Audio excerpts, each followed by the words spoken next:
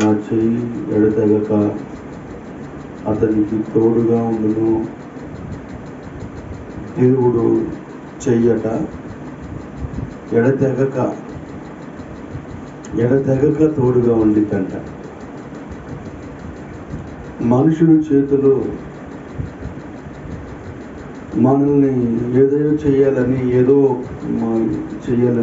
మనుషుల చేతులు కొంతమంది వారి చేతులతో శపిస్తూ ఉంటారు. వాళ్ళ చేతులతో ఇక ఏదో ఒక మనిషికి హాని చేయాలని చూస్తూ ఉంటారు. ఆత్మీయులైన, స్నేహితులైన, బంధువులైన కొన్నిసార్లు మన చేతులు విడిచిపెట్టి వెళ్ళిపోతారు. అది ఎంత సత్సంబంధమైన కార్యమైన కాదు, నిర్దాక్షిణ్యంగా విడిచిపెట్టి వెళ్ళిపోతూ ఉంటారు.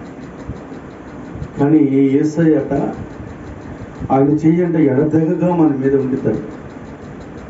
ఆయన చేతిలో ఆశీర్వాదాలు, ఆయన చేతిలో దీవెనలు.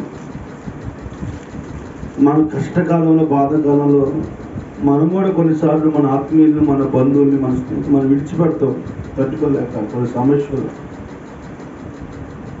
కానీ యేసయ్యట మన చెయ్యి విడవడట. నా ప్రియమైన దేవుడి బిడ్డలారా, ఆయన ఎంతైనా నమ్మదగిన దేవుడు. ఆయన చెయ్యి మనకి ఎప్పుడు విడిచిపెట్టకుండా ఆయన మనకి నిత్యము సహాయం చేసే దేవుడిగా ఉండాలి. కాపుదల కావాలి. అందులో ఉంటుందంటే, అప్పుడు నీవు దర్శనమును నీ భక్తులతో ఇట్లా సెలవిచ్చుచుంటివి,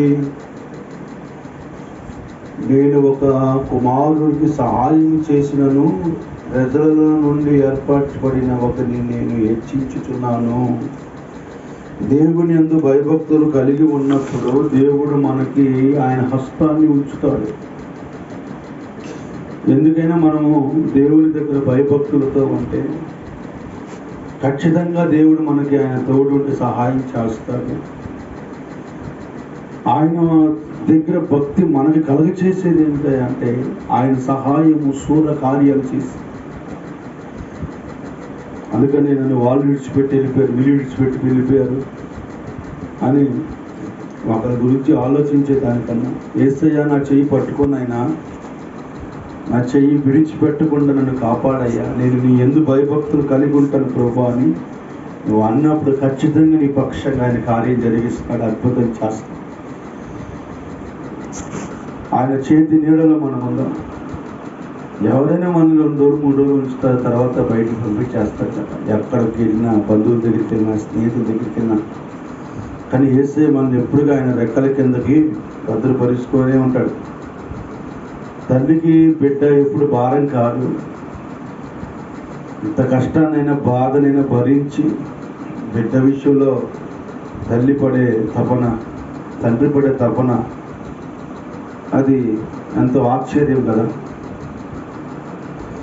అందుకని ఆయన అంటాడు, కొన్నిసార్లు నీ తల్లిదండ్రులని మర్చిన నేను మరువునయ్యా అని చెప్పు అంటున్నాడు దేవుడు. ఆయన చేతి నీడలో ఉందాం, ఆయన దగ్గర భయభక్తులు కలిగి ఉందాం. అటు కృప పరిశుద్ధాత్మ దేవుని తోడే ఉండును గాక.